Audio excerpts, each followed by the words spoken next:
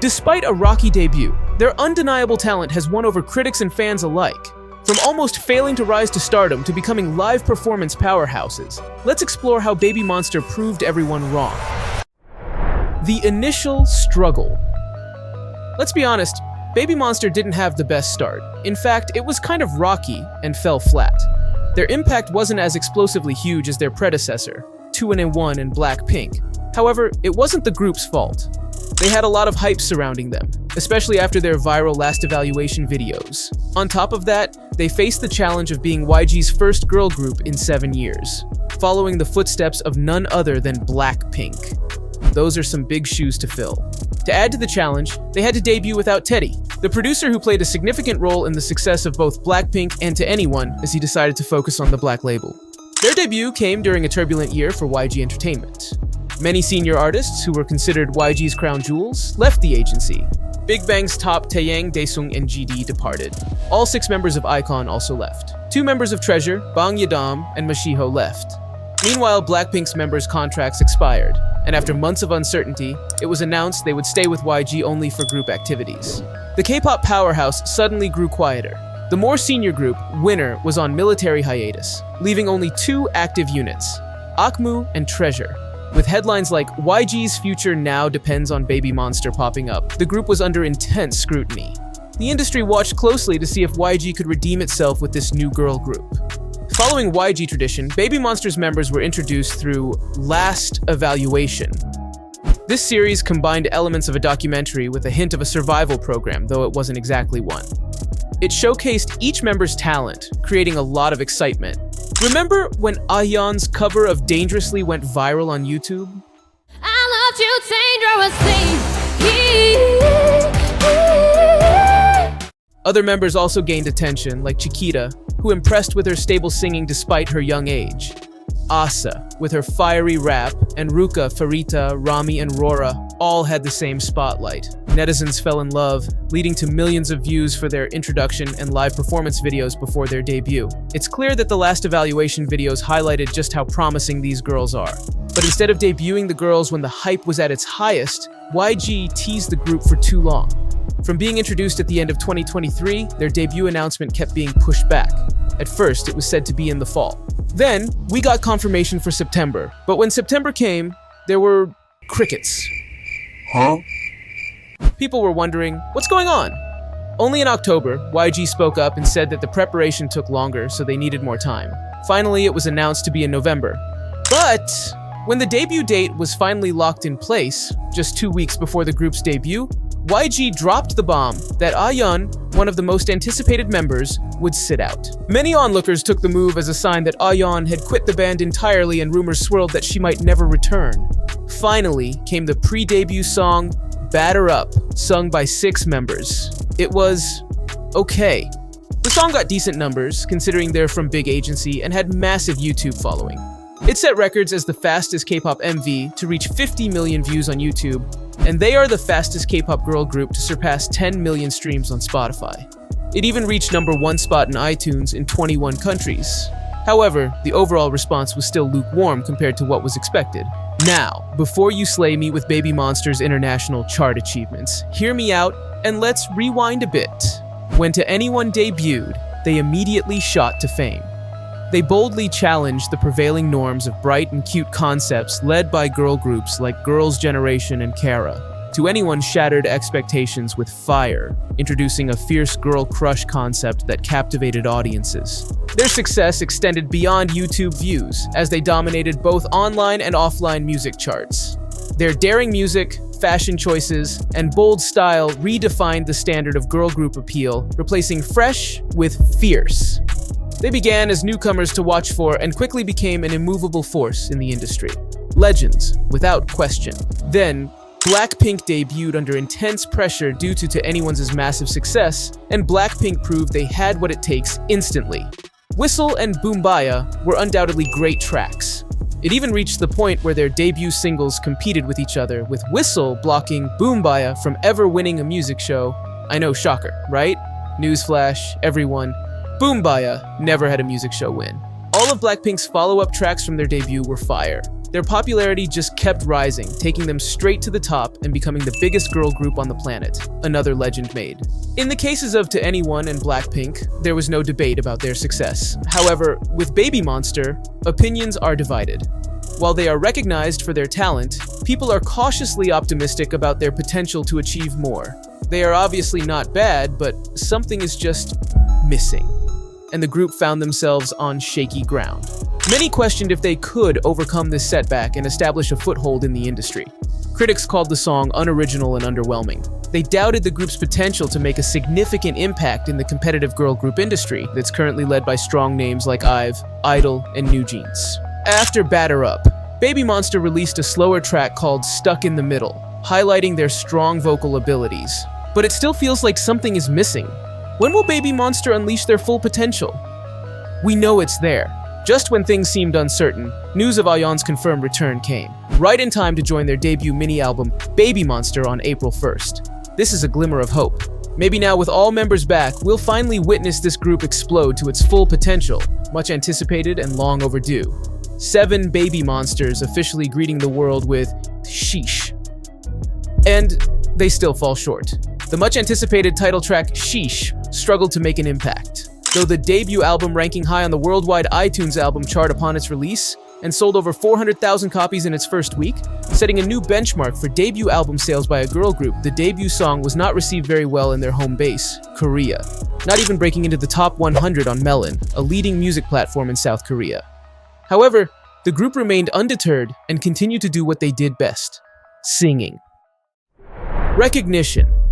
BabyMonster's journey to recognition had to take a longer route home. Their popularity began to spread globally, particularly on Spotify. On April 2nd, Sheesh debuted on number 69 on Spotify's Daily Top Songs global chart, amassing approximately 1.76 million streams on its first day of release. It's the highest ranking for a K-pop girl group this year. Their monthly listeners also surpassed 9 million. This was a testament to their growing international fan base.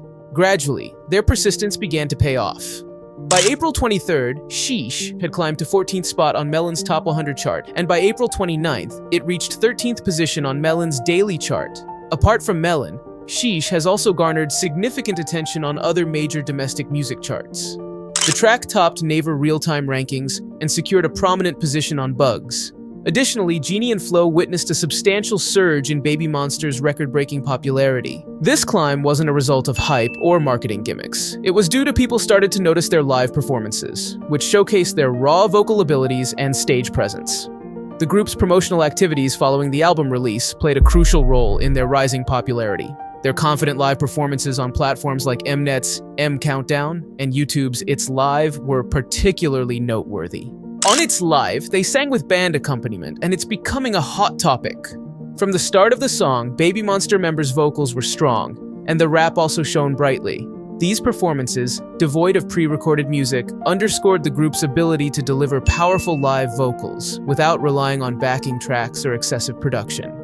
It impressed audiences and critics alike. Some even said that the live version was better than the studio version. As their live performances gained attention, so did their other tracks.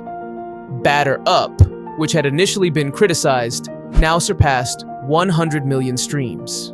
Comments like, "It's been a while since I've been genuinely impressed by Idol live performances," capture the sentiment surrounding BabyMonster's journey.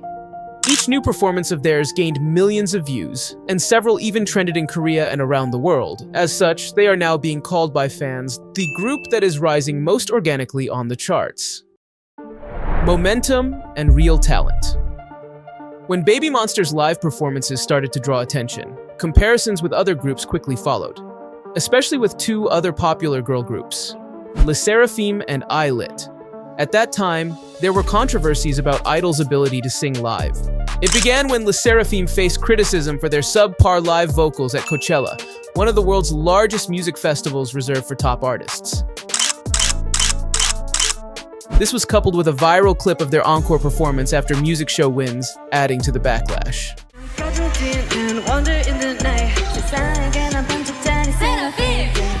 Similar struggles were observed in another 5th-generation idol group, iLit, whose encore performances went viral for the wrong reasons.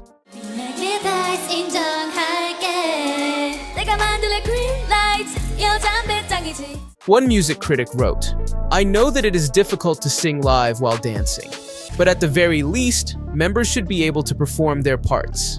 It isn't like they were singing someone else's song." People started commenting, where did the skills we saw in second and third generation idols go? For example, look at SHINee's encore stage for Dream Girl, where Jonghyun is literally singing while doing push-ups and still delivering vocals.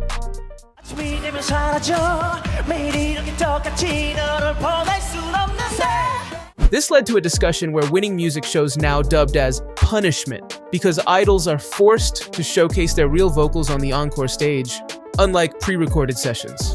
This stark contrast in live performance quality worked in BabyMonster's favor. K-pop fans began to appreciate BabyMonster's commitment to live singing. The girl group also became more active by making TV appearances and announcing festival schedules. Ayeon's live version of Dangerously on the variety show Men on a Mission is absolutely crazy, said one online post. I'm replaying the moment endlessly. Another comment read, Hybe is making BabyMonster stand out even more. The result was thrilling. It feels like their own mini concert. Are you ready?